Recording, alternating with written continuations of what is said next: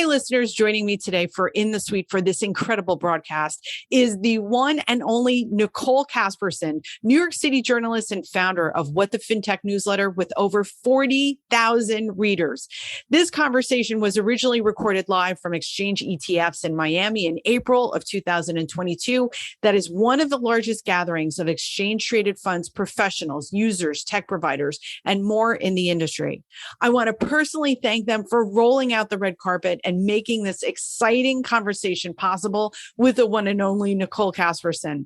You'll be able to catch Nicole live at Future Proof September 11th to 14th, 2022 in Huntington Beach, California, and in New York City on September 21st at Fintech is Femme at the Village East Theater. Don't worry, we'll have links in the show notes for all of these great resources and events. Now on with the show. On this week's episode of In the Suite with Tina Powell. Traditional media treats business people or operators in the space, like we all are here, like they are not human. And I don't really understand why, right? We all hang out on Twitter. We laugh at GIFs. We write memes. That's the new world. Like, let's just get there. I don't know why we're protective of this old way of doing things. Yeah, exactly. I don't really know why. It doesn't make any sense. Right. I'm in the business of treating people operating in fintech and finance and wealth management and the whole thing. I'm in the business of treating you guys like people. That's the idea. People follow people, not institutions. And that is like the core of my entire being, like the core value of Work Week.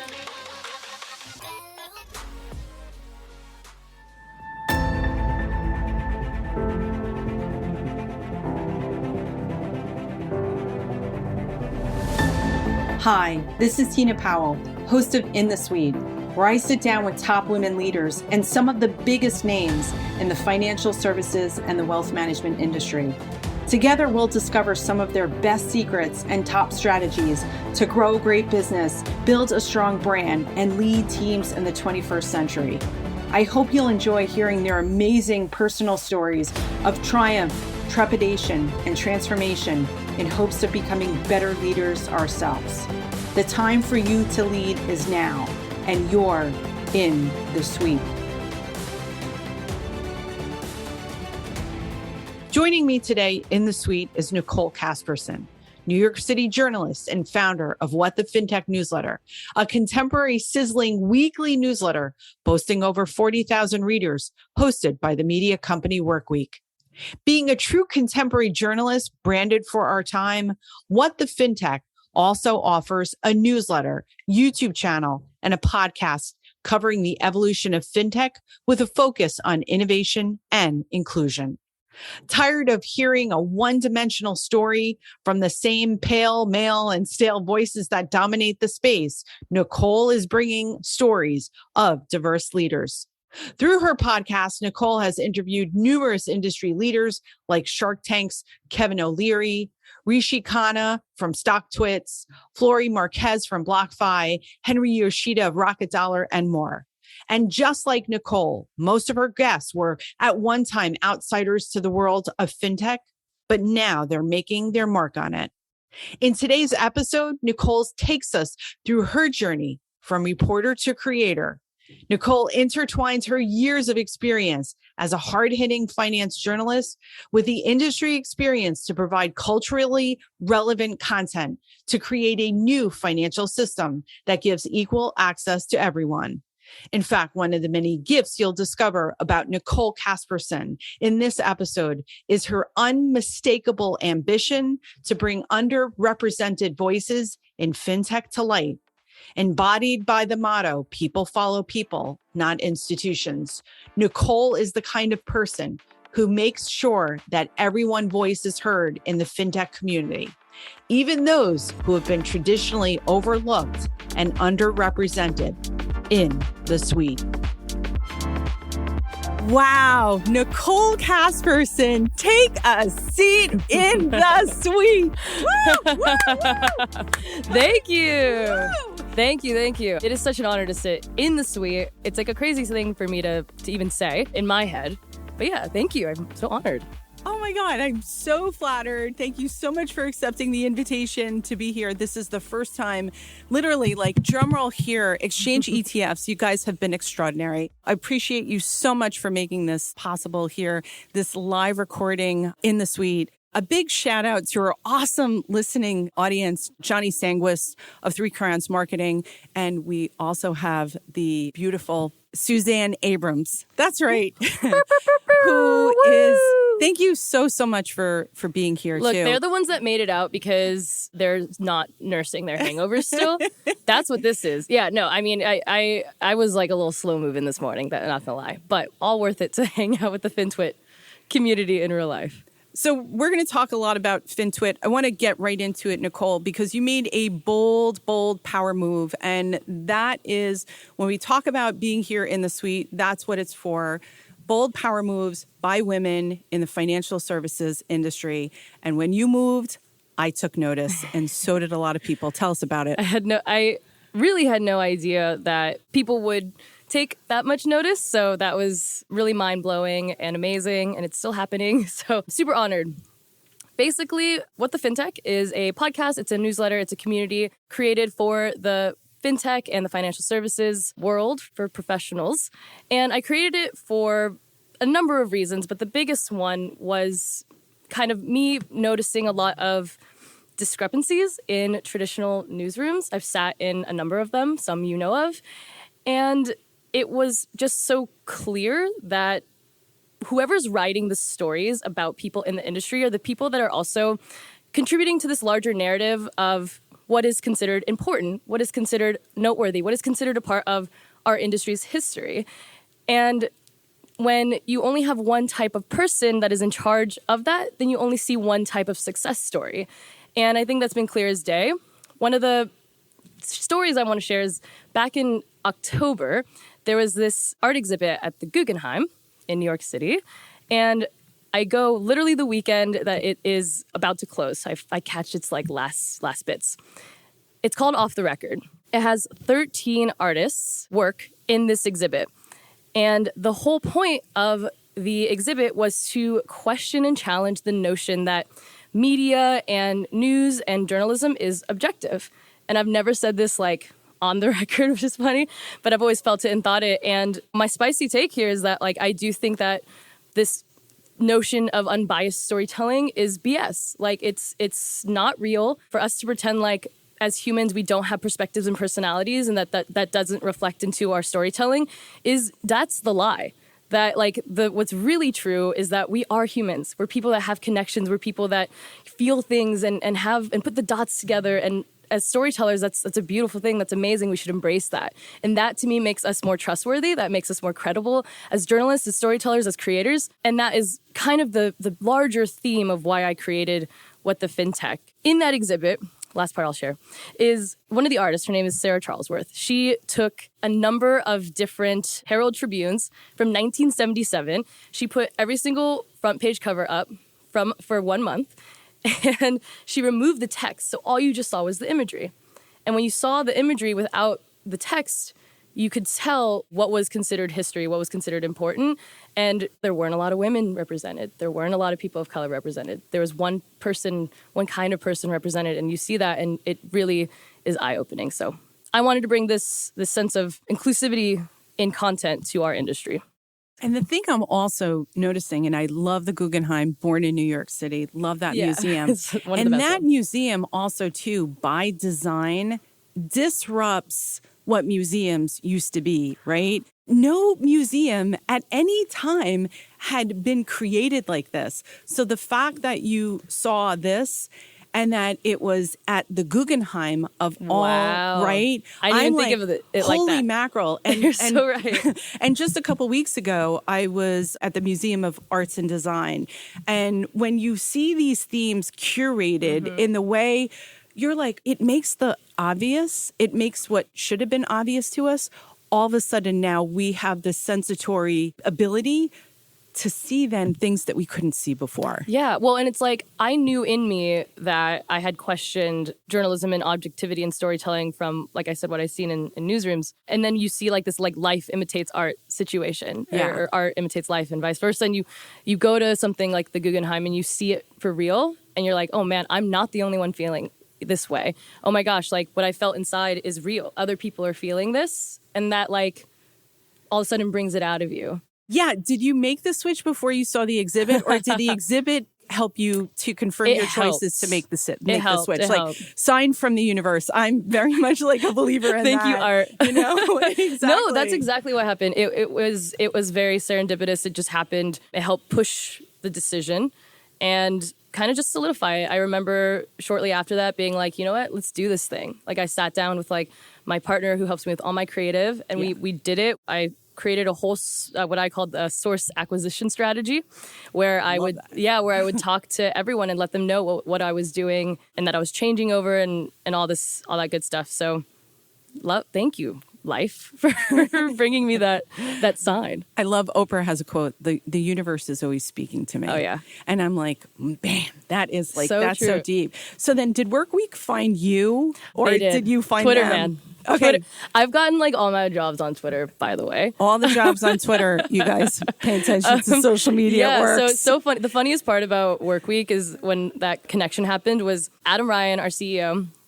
and co-founder, he DM'd me on Twitter, and I get a lot of DMs, a lot of press, even people will send me like press releases through Twitter and that kind of thing. So I was just like, he was like, hey, I'm starting a new media company. I want to tell you about it. And I was like, dope. Here's my old employer email. I didn't even think twice. I didn't realize that he was going to tell me about something completely new. I jump on a call with him and I think, oh, he's just going to pitch me a new company and ask me to write about it. Typical thing. That is not what happened, obviously. Instead, he told me this whole concept of Workweek. And I remember at the time, I get off the call with him and I go to my partner, I'm like, this is way too good to be true. This guy's full of it. I was like, no way. Like, no way. He's going to pay me to create content that I want to do. And like, I'm going to decide everything. And I'm going to be the CEO of my own content. No way. Like, that's not real. No one's ever told me that's a possibility. No, certainly not in financial services. No. Is there such a thing as content creator? Now there is, by the way. So that was amazing. They found me. And like I said, they reached out to me in in the summertime, like maybe like July, August. And so it was months of talking every week, talking through the ideologies, talking through their values. That's what the first thing they did is Workweek had a set of values and they sent it to me and I would read it over and over and over again. That's the first time someone has come to me with a new job opportunity. And the first thing they did was show me a memo of their values. And look at how it converted me. And I'm like so thankful for it, but it made me right. I was just like at the Frank Lutz talk downstairs and he's like, this is the great rethink. And it's so true because Workweek literally takes the traditional media model and spins it completely on its head. And that's why I think it has such a bright future because it's not doing anything like anyone else. It's kind of like what I do. That's absolutely true, Nicole, which is why you're here you're in the suite. You're an amazing storyteller, content creator. And one of the things I will say about Workweek that I've noticed is that it's a curated list of verticals. So Fintech being one. Is there exclusivity in that for you? Or like, in other words, are you the only content creator? Is Workweek looking to scale their platform with more content creators? Like your specialization is crypto, NFTs, and then also too, let's go back to speaking to that value portion of it because your personal brand is all about the underrepresented and you taking agency and ownership to create a different outcome. When did that germinate in you? Right? Like, how does you that just happen? don't wake up and No, you don't. Yeah, a pandemic happens. A lot of things happen in the world to have that. I usually think about how one of the things that fuels me a lot or I've reflected on a lot in the pandemic was my background and my upbringing. I'm someone who is kind of always like an in-between. I'm half Filipino, I'm half Norwegian, European, white. So I've always been like a halfie in that sense. I'm born and raised in California, but I moved to Texas when I was a teen and went to college out there. So I've never been, and then now I live in New York City. So I've just never really been someone that had like that one thing or like that one place or that like one home. And it's funny because storytelling is, and journalism and content creation is the only thing that has kept me like grounded or has kept given me that one thing. So because of that, I have these experiences where I see people get treated differently because of different things, or like I experience getting treated differently because sometimes people don't know what to do with me. Like they don't know, they don't know where to put me or whatever. And it's so funny because in this first season of my podcast of What the Fintech, I think the common thread between all of my guests and just people that are so amazing, right? Like people like Flori Marquez from BlockFi or Rishi Khanna from StockTwits, and just these amazing people. Lule Demissi from eToro, oh my gosh, she's like amazing.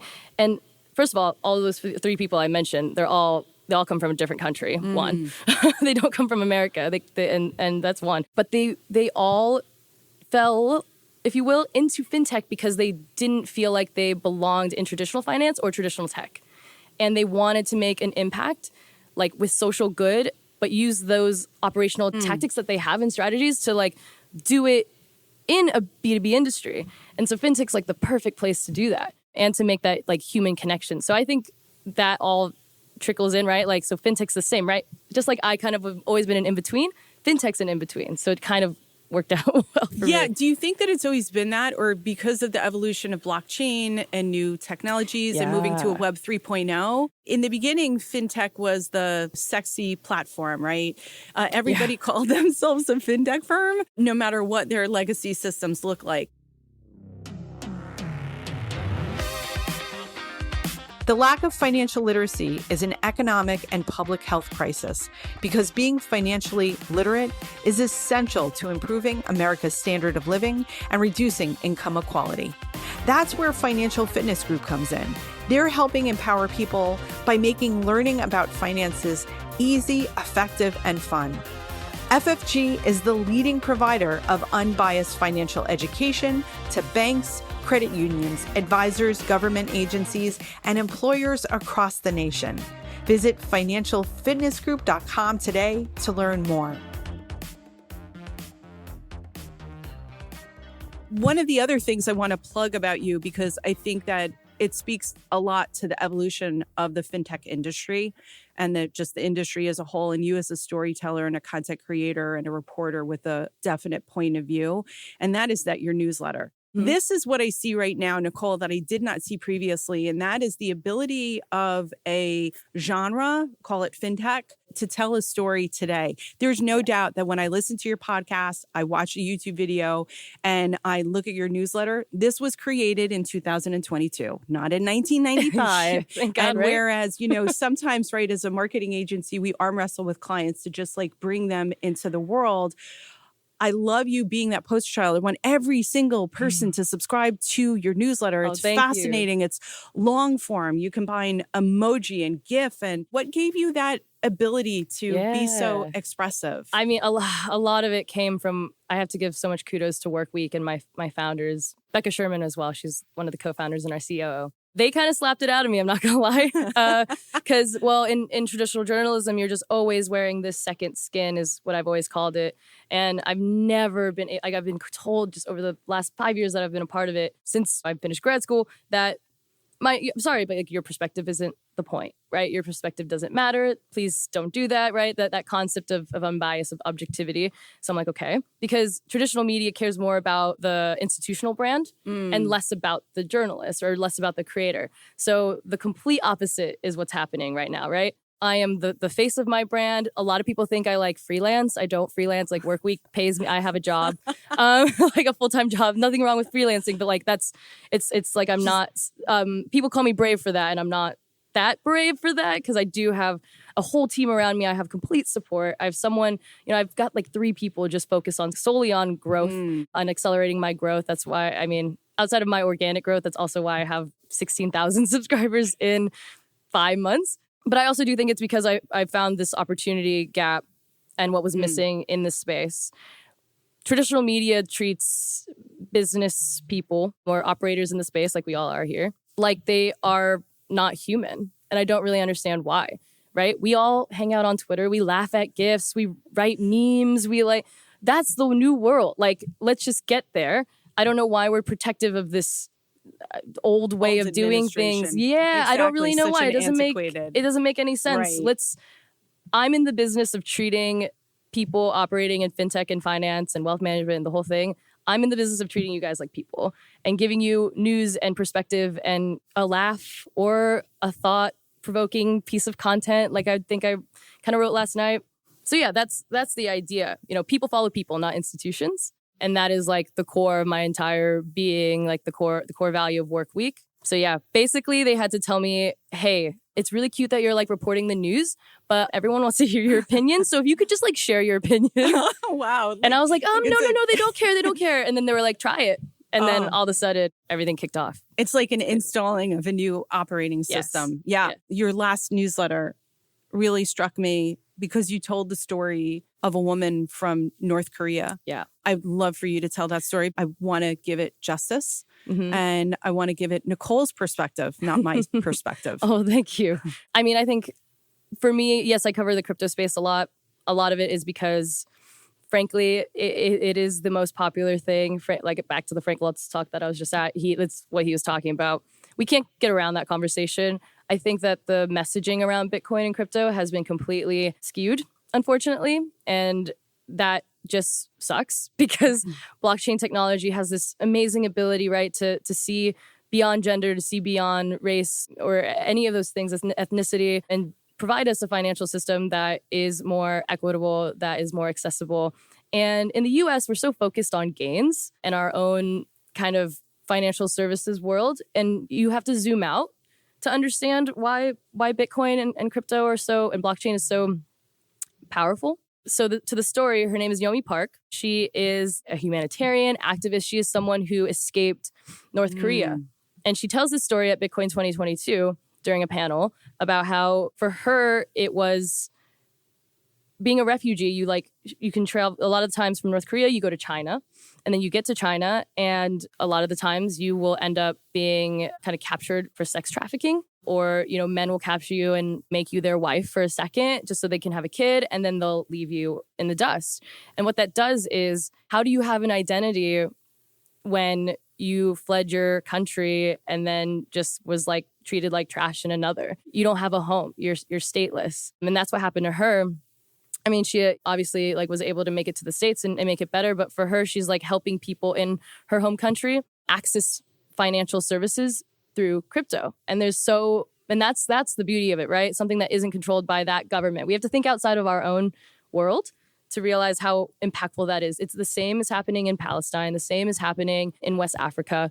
And these people have lived in poverty. They have no other way to access financial services. If you don't have an ID, a bank's not going to do anything with you, right? Right. So how do they have it? So this is where I need your help for my own learning curve, right? And I'm getting what you're saying.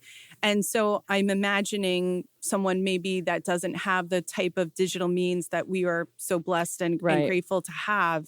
And so how do we all of us start to change the outcomes when there are so many impoverished people in societies that can't access the digital tools like us and then need a bank account to make that integration? When do we start to see that trickle down effect? Yeah, I mean, I think when... Right. So say someone like Yomi who had to transition, had to flee. And then what ends up happening, actually, the biggest thing is the organizations that are there to help. And that's how you kind of can help penetrate that, because a lot of these organizations are working to help those children. Sometimes those children that these men capture women for and then have them, sometimes they don't want them anymore and they just leave them as well. And those kids aren't considered with the state of China. They're not considered North Korean. They're not considered anything, right? So they end up not being able to access education or any of that. So there are organizations out there that are building and developing ways to address what you just said. One of them is the Human Rights Foundation, literally the Human Rights Foundation. Yeah. There is, and it was in my newsletter last night, there is a link. I mean, just Google it. There's a link where they are working with Yomi to create these solutions. But yeah, at the end of the day, we don't all have these digital means. I wish we just thought of that more. I think we spend way too much time, especially the media, putting Peter Thiel on the headlines for calling Larry Fink and stuff, or Warren Buffett a sociopathic grandpa. And it's just a waste of time. Why are we wasting time doing this? Because it's fun, because it's, I get wanting to have fun, but when someone like him just and I shouldn't expect so much from someone like him, but I do. Like, Yeah. I think we should hold people like him, these billionaires, way more accountable. They're just like out here yelling at each other and not, where someone like Yomi Park is like trying her best to yell and make headlines. Meanwhile, that's not what's trending on YouTube. Everyone wants virality. Yeah. Everyone just wants to go viral. And I've already made peace with the part where maybe what I do or say won't do that. And that's fine. I don't need to go viral. I want the people that are paying attention to what I'm doing to be so hyper engaged. Like, that's what a niche audience is. I want them to be so engaged that they press on that link and they look at the Bitcoin fund that the Human Rights Foundation is creating. I want them to go read Yomi Park's book and learn. I want them to be so engaged that that sliver of change happens, because, you know, and it can, because I'm talking to the operators and the CEOs and the decision makers in finance, in fintech, and that's what's exciting. Some people don't see it that way. Some people just want to go viral. I get it.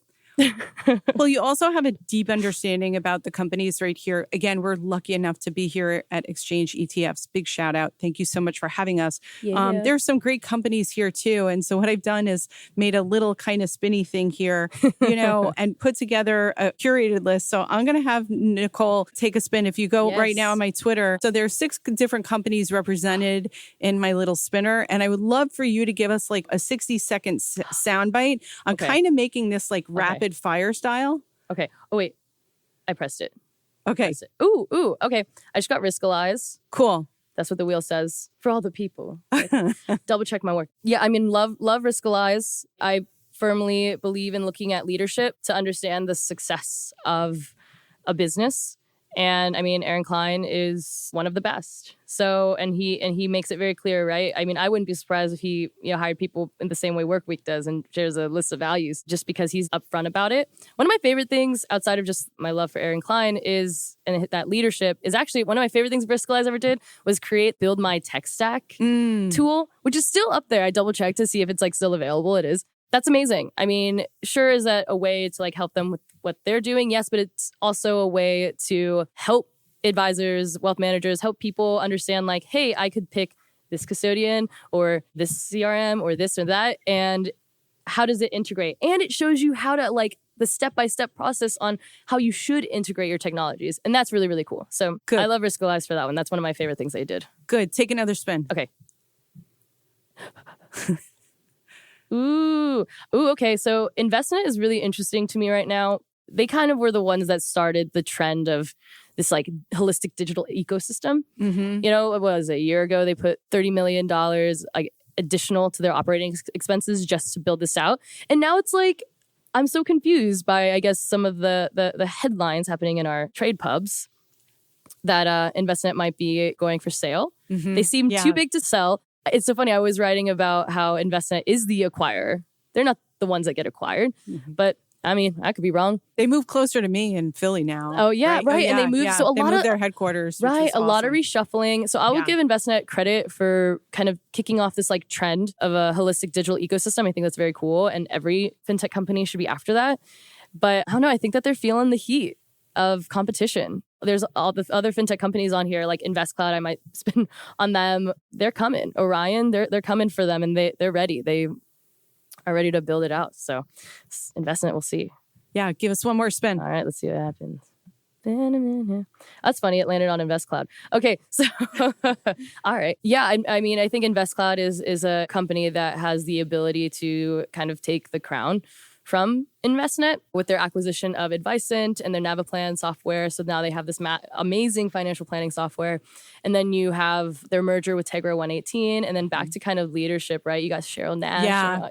Big shout out for Cheryl Nash. Big shout out for Cheryl Nash. She's amazing. And so you have these pieces together, right? They are clearly, and they've said it, they want to be the Amazon of wealth tech, which is awesome because the whole idea of bringing these fintech solutions to the wealth management space is to help with that like personalization, the customization, the access that clients really want more of. They want to feel connected to you. And if you can leverage these different technologies to actually just like automate a lot of the things for yourself so that you can spend more time being a human and connecting, that is the biggest thing. I feel like that's like the thing I'm always yelling at from my chest to advisors is like, stop thinking so technically. Even downstairs when I was listening to the thing, they're like Frank's like, people want to connect with you, and like people look confused. They're like, why? They just want to know what their money's doing. And it's like, that's not the case anymore. People don't want to just know what their money's doing. They want to know who you are as a person, because that is who I'm going to trust with my money.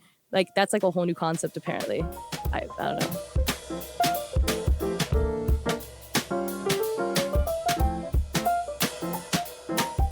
What would be your advice also for women? A lot of your central theme and the reason why we brought you here in the suite is because of women empowerment. And now we're seeing so many themes in, I think, the career of the modern women. So we are seeing, number one, the Web 3.0, crypto, NFTs, getting involved in that. I would say another theme is definitely being the content creator. Yeah, no, absolutely. And at the end of the day, it is on us, as women, to feel, I guess, a little bit of a sense of like responsibility. I guess is what it is that I feel, more so that I don't know how anyone else is not thinking about this all the time. Like I'm constantly thinking about if I see a movie poster of a new show or whatever, or if I see someone creates a panel and it's like all white dudes, that stuff stands out to me so much. Yeah. And I don't know how, like, sometimes I feel crazy because I don't know how everyone isn't talking about this. How is everyone not? And some people are, and some people are doing amazing things, like choir, like Sonia Dressler. And choir. Yeah, Liv I know. Gagnon. Yes, they're doing amazing things, but like, that, like back to the virality thing, that's not what's going viral. That's not like what's making such major headlines all the time. So I don't have a lot of room to be cynical about it, though. I only leave room for myself, at least I try, to be aspirational.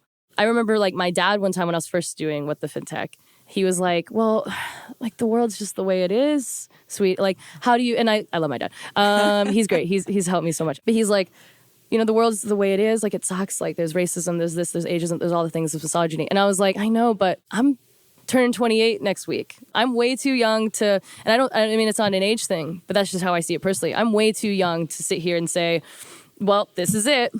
This is it. I can't do anything. Like, no way. Like, I'm going to like put my boots on and do whatever I can to help. And I think that every woman should feel that way. I think every woman should look at that movie poster and go, do I see myself there? Yeah. And if I do see myself, how is it represented? Because I mean, in the movie industry, not great. And it's not great across the board, right? Women get invited to speak on panels and they get invited just to talk about things that relate to gender, and it's like, okay, that my gender is not my expertise, but all right, like exactly. I actually, or is my color my expertise? Right, exactly. My nationality, my ethnicity, is not my expertise. So it's everything that I've worked hard to achieve. Exactly. So my advice would be like, one, we just have to, with Work Week, it's been very, very hard to convert female creators. I'm the only public-facing one right now. And we have some behind the scenes girls, but it's hard. My founders are having a hard time. We have a campaign that is coming out soon to help money. I would say pay them. It's on leaders, it's on men, it's on people that are leading companies to pay women what they're worth, to put teams around them. I have the best team that is helping me with everything, match their salary and then double or increase it by something. We have to create these real incentives to get women on board to do different things, to create content, to be the CEO, to do these things. Otherwise, it can be really easy to just hang out in the back. And we gotta be more public facing a little bit, I think. Yeah, I think one of the things that I'm really noticing, which is really awesome, which is also part of the reason that we're here, we're getting invitation. We're getting a seat at the table. We're being invited. And I think that you don't get what you don't ask for. Yeah. And there are so many other opportunities that we could create that as women, I got to tell you, the universe has never been more opening to women and to us being here.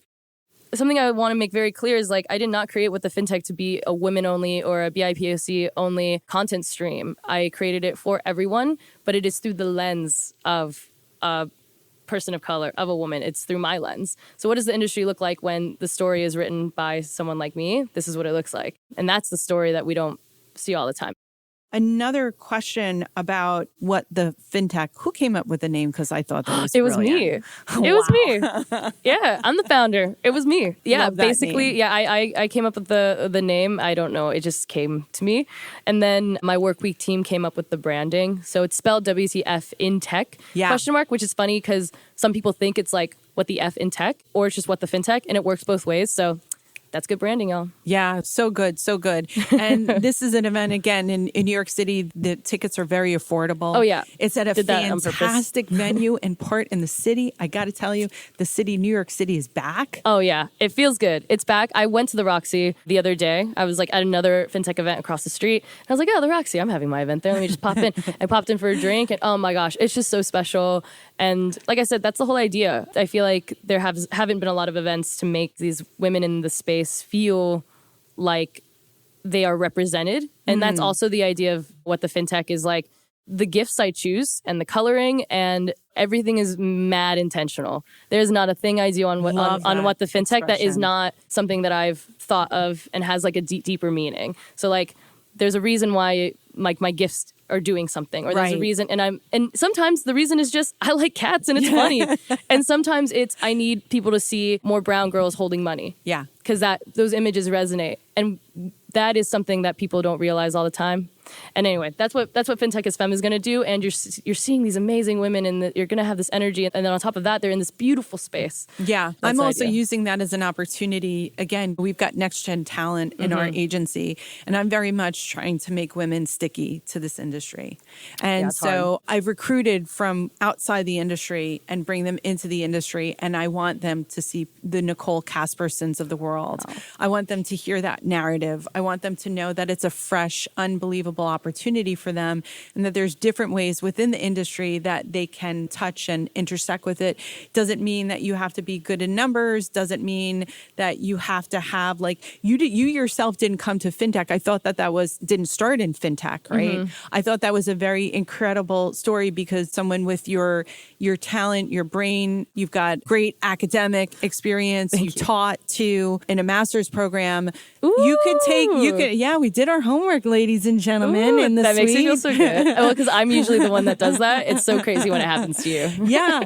So why fintech? Because before fintech, I believe that you were in auto finance, right? Oh yeah, of course, it's a natural thing, right? Oh sure, she was in auto. I was once in auto finance. Might as well jump to fintech. Yeah. Actually, I was naturally reporting on fintech even when I was covering the auto finance market, because they were at the time trying to figure out their own versions of innovation, even to go so far as I had left right before the kind of EVs and autonomous vehicle takeoff that we're seeing now.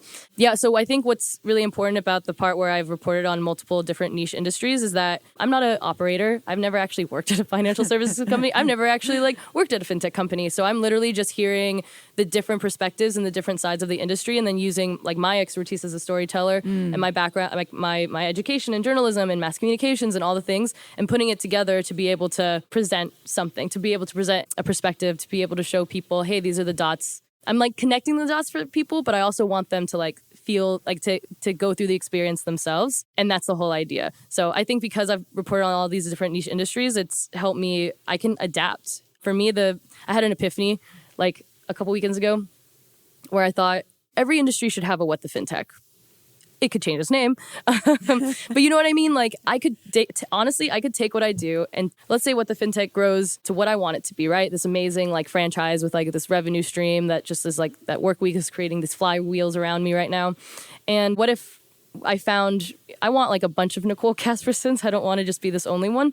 And what if someone took What the Fintech and I took the storytelling, that aspect of it, and I brought it to healthcare, or I brought it to another industry, auto finance, whatever, and I helped other industries understand that the communication and the storytelling and the imagery and the things that we do and see are completely the reason why things in the past, the way we've done it is why it's broken, but we have a chance to fix it. So yeah, that's kind of what those experiences have taught me, which is kind of interesting.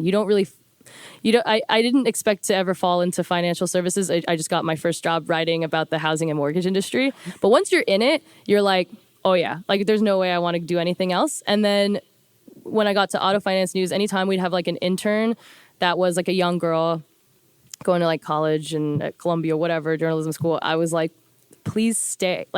I really do hope that you stay reporting on this industry, because we need you. We need more of you. We need this industry to be told through a different lens. So hopefully that sticks, because it is hard to keep women in the space, mostly because of the societal discrepancies. And yeah, but the I think patriarchy. leadership has the responsibility for that, Totally. right? We named some great leaders, Aaron Klein, Cheryl Nash, just the minute action of just tapping somebody on a shoulder and just saying, you know what, hey, you make an incredible contribution here and we need your voice. And so a lot of us get like insecure, at least I'll speak for me, and I'll speak for some other women in my network. These concepts to learn, there's a huge learning curve to being here, but that's what I actually find so incredible because no other industry offers you a catapult to personal growth. You know, by virtue of what we do every day, we're learning. It's like, wait, I'm getting paid for like learning on the job. And at the same time, I'm creating my own outcome for my children, for my parents, for the people who I need to eventually take care of. Because we're different generations, you and I. I love to hear, I'm totally fascinated and curious to know how money and how finance, how you interact with it, because my generation, the model does need radical disruption. Yeah. And I'm open to it. And I think a lot of people are. Hey, listeners, if you're looking for actionable advice and motivation to get you through your day, follow In the Suite on Instagram. This week, we shared 24 things you could do today to improve your career. I encourage you to check out that post. It's awesome. It's lots of information there that I think that you'll find useful. So you can find it again on Instagram at In the Suite Pod. That's all one word, In the Suite Pod. And we'll see you over there on Instagram. I want to make sure that people have all of your entities too before I ask you our last couple of questions here. Yeah, absolutely. I mean, you can find me on Twitter, mostly at Nicole Casperson. On Twitter, in my bio, there's a link to subscribe to the newsletter. But you can also find me on basically anything at Nicole Casperson. I haven't jumped really too much into TikTok, though I own my handle. I saw that, by the way. Which means it's happening eventually. I just haven't. For sure. I just haven't pulled the plug. It's my team's like, it's happening. I'm just trying to figure out all the things I'm doing, and then eventually TikTok. I'm also on a show. YouTube, right? Yes, I'm on a show for eToro. It's powered by eToro, but it is called the Social Investing Network, where we do a show called Now Next Never. We do a couple of things. We do some educational content, like the No Bulls Guide, or we do a segment called Fresh Mints, where we kind of explain like NFTs and that type of thing. But it's awesome. It's a great kind of opportunity to, every day I have to be on camera. Every day I have to talk live. I'm getting my 10,000 hours in on that for sure. Malcolm Gladwell, we'll be proud of you. Thank you. Also, too, your co-host, what I think is very interesting on that show. So I got into the Social Investing Network largely because of my relationship with Lule Demisi, the CEO of eToro US. She was formerly at Ally. I knew her when she was the president of Ally Invest, and I was at Investment News, and then we both made a career change. Now we're both like talking about crypto all the time. Funny. So she had told me when she loves the show, obviously, but one of the things that stood out to me is when she said she was watching the show with her daughters.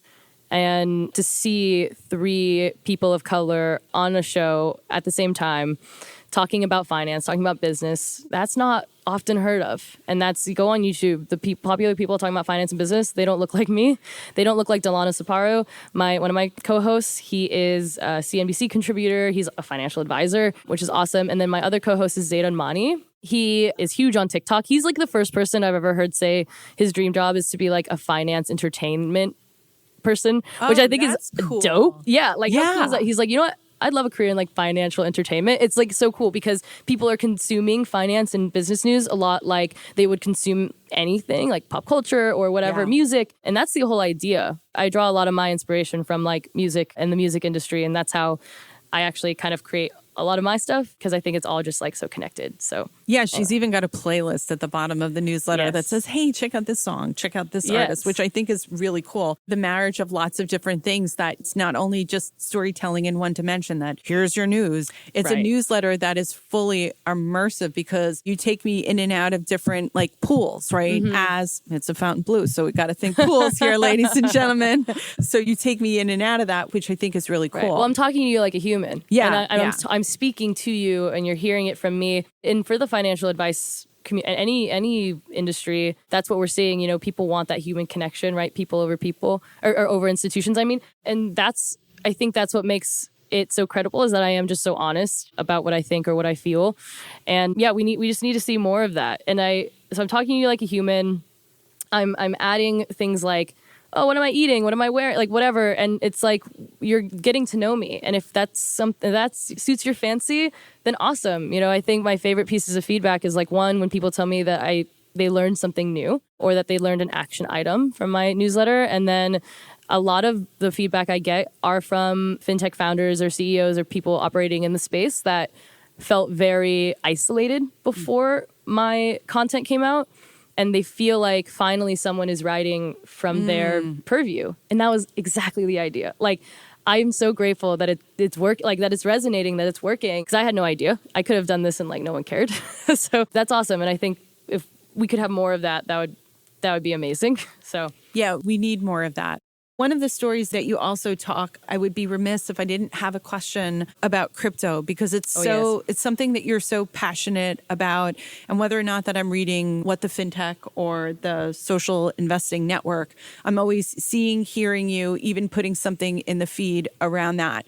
There are a bunch of women, myself included, that have been on the sidelines. I think I signed up for my MetaMask wallet the first day that Gary Vee told me to do so, and have some crypto in my PayPal account. And for me, I'm wondering what the next move is. And I know that a lot of the themes that you're talking about, Nicole, they're resonating. We're like, good. Okay, yeah, take us to me. What do we do next? Right now, it's like the messaging of crypto is so messed up.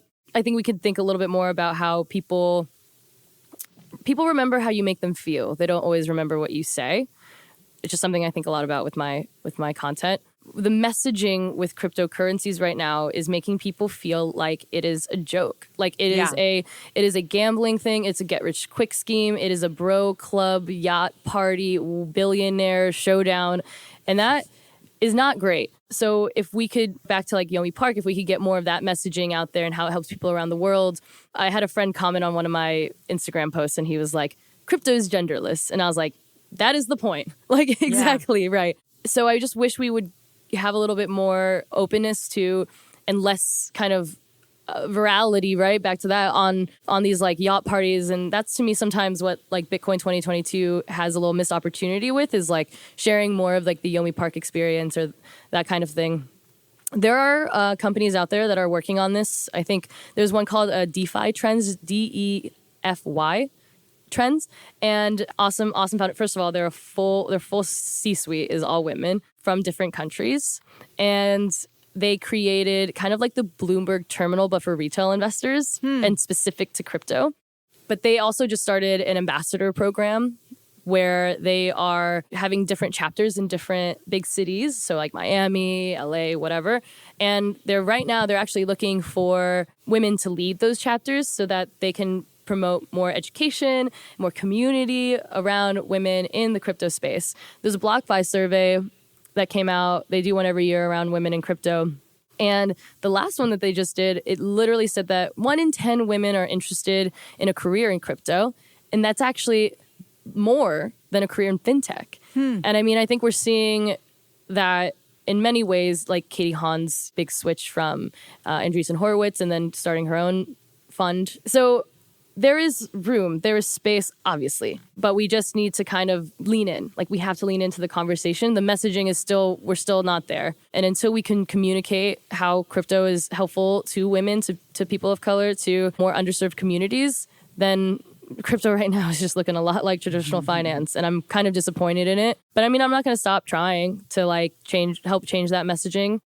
To start, pick an app, right? If you actually wanted to get involved, what is that app that you like? Do your research, start out right with like, I mean, I'm not a financial advisor, so take this with a grain of salt. But, start with, open that Coinbase account or like eToro or whatever. And just like one of my friends, I didn't own any Bitcoin for like a while. And then my friend, the same one who like did the crypto's genderless comment, we're really good friends. He was like, well, Nicole, how are you ever going to keep writing about crypto and Bitcoin if you don't have any skin in the game? And I was like, okay, he's right. So yeah, just like get a little skin in the game and play with it. And, it doesn't have to be this big thing, which is like what I'm going to talk a lot about with Rick Edelman soon. Oh, wow. When is that coming out? Today. It's happening at by the way. Here at ETF Exchange. We're talking at like 2. Yeah. So and, like after lunch. And he has a digital certification for financial advisors. I so wanted to do that, even though I'm not a financial advisor. Right, should just do it for fun. Exactly. When I have some spare time. Exactly. In all of our spare time. In all of our spare time. But I think to your point, to get involved, that I'm looking forward to your conversation with Rick Edelman. I have just... He's been somebody that's been iconic in the industry for him to be so fluid and foremost in so many of the modern themes that have happened. He's really been a trendsetter and innovator. Yeah. Well, and sometimes it takes the industry as I could understand if it's harder sometimes to maybe listen to someone like myself. At the end of the day, right, back to like those niche things, you have to kind of connect with me. You have to relate to me. And there's probably so many people in the world, right, that have that with Rick. Rick Edelman's a content creator. I mean, we all are, basically. If you're sharing your thoughts and perspectives on social or whatever it is, then, you're creating content. And so that's what Rick Edelman is doing right now. And I think that he has like that great opportunity too, and he's doing it, right, to be able to help financial advisors and wealth managers understand crypto in any capacity. And he's starting at the beginning, right, with like a certification and just helping with that education, because he'll probably never get tired of having to spread the message because he'll be doing it for a while, right? Like, it'll take a minute for people to understand this. So I hope there's people out there that are in the financial advice space that do connect with him. If it's not him, maybe connect with me, whatever, to help understand digital assets, because it is wildly important. I think financial advisors are on the front lines of helping that mainstream adoption that we all wish to see. Well, we're going to put all the link in the show notes. One last question, though, before we leave. It's a question that we're asking here on season 3 because, again, to change the narrative around the industry is that there's a very philanthropic, charitable component to the people working here. Yes. And I think that even the times our social feeds may not even be telling that story correctly. And so we wanted to ask a question this season to get more nonprofits, more organizations, more community themes on everyone's radar. And we've heard some incredible answers. Jess Bost, who we interviewed just a few weeks ago, her family's charity, which she couldn't even believe we asked the question. She's like, how did you find the charity? I'm like, we didn't. It's the question that we're asking this season. So is there one particular nonprofit or organization or community that we should have our eyes on? Yeah, the one that I do contribute to the most, and the one that is one of my favorites, is Ms. Magazine. Interestingly, speaking of influential people, I am meeting Gloria Steinem on Friday. Wow. Which is why I'm busting out of here, y'all. Because I want to make sure that I get there in time. But anyways, so she's, a lifelong hero. I'm trying to think of the good one-liner that I'll say when I get to meet her. I haven't gotten it yet, but thank you, I guess. Anyways, so yeah, Ms. Magazine, it's still running. Ms. Magazine is it's a nonprofit. So the women that are curating the content for that are literally just doing it, and they have podcasts, and they're doing the whole thing. And right now it is a wild time for women's rights, our rights over our bodies, everything, and all of that is in jeopardy right now. I can't even imagine what it's like to be someone like Gloria Steinem, who kicked off the modern feminist movement back in the 60s and 70s, and then to see kind of the kind of us fall backwards in 2022, but she's still trying, and I'll be as old as Gloria Steinem one day if I still have to keep spreading this message in fintech or other B2B industries. But that's the one, because it kind of ties in all the things that I'm passionate about: women's stories and sharing underrepresented stories, and they're doing it, and they've been doing it for years. So she's still doing it. So go Gloria Steinem. That is awesome. Well, Nicole Casperson, what an incredible way to finish off this conversation with you today. There's no doubt that we'll be following you in your footsteps and all of the incredible work that you're doing. Thank you so much for having me. Like I said, still mind blown that I'm considered in the suite. So it's a dream, y'all. So thank you. You're listening to In the Suite, a podcast that shares amazing stories of women in business in the financial services and the wealth management industry. Our producers are Tina Powell and Kevin HERshorn. Our editor-at-large is Kevin HERshorn. Our content writers are Dimple Rashandani, Danny Wheeler, Olivia Gonzalez, and Tina Powell. In the Suite podcast is sponsored by C-Suite Social Media, a high-performance digital marketing and social media agency for financial services in the wealth management industry. You can visit csuitesocialmedia.com to learn more. And thank you so much for listening and subscribing and giving us 5-star reviews. We are so grateful to you. We've got listeners in 1,154 cities, 59 countries. That number completely blows my mind. So thank you so much. Please let us know how you enjoyed this amazing episode with the one and only Nicole Casperson, and share your thoughts on LinkedIn, Twitter, Instagram, #InTheSuite. You can connect with her and follow her amazing work on LinkedIn, Twitter, and Instagram and YouTube. Just do a search for her name, and definitely subscribe for her newsletter at workweek.com. I promise it's worth the read. And always, if you would like to make sure that we interview someone special in the suite, please send it to me at tina@inthesuitepodcast.com. And again, we'll consider it. Thank you so much for listening and subscribing to In the Suite.